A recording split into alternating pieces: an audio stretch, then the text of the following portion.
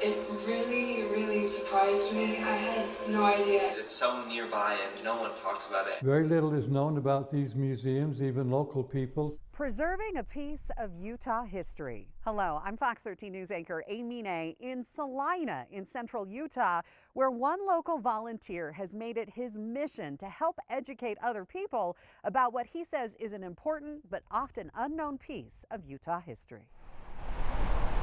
It was a program that we probably didn't want to have here, but we welcomed it here. It was the Great Depression in a remote area of central Utah where the small town of Salina played host to a newly created federal program.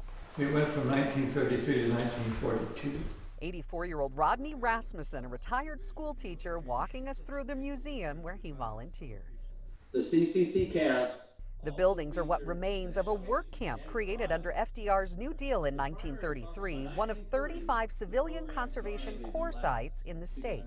This is a portrait of him when he was 4 years old. But in 1942, this location, right on the small town's main street, became the site of a German prisoner of war camp, one of 4 in Utah, and the only still teaching visitors about what happened here some 80 years ago. It's shocking because nobody ever talks about it, you know?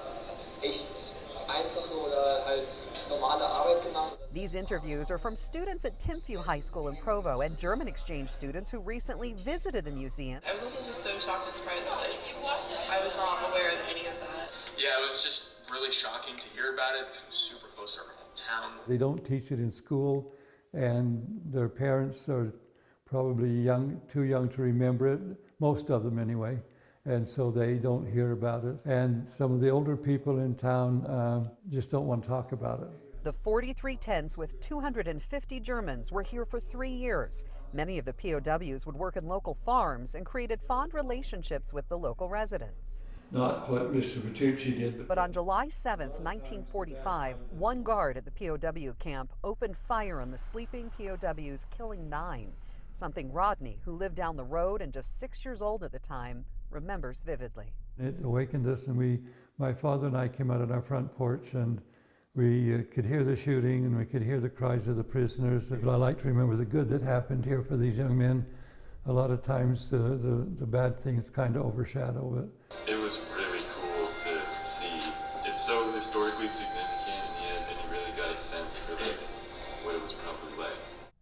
The last of its kind, and Rodney is the only one giving tours, but he says he is here and open and available. Just give him a call. He says 24/6, not on Sundays, but any other time you'd like to learn a little bit about the history, he'll come on over. In Salina, Amy Nay, Fox 13 News, Utah.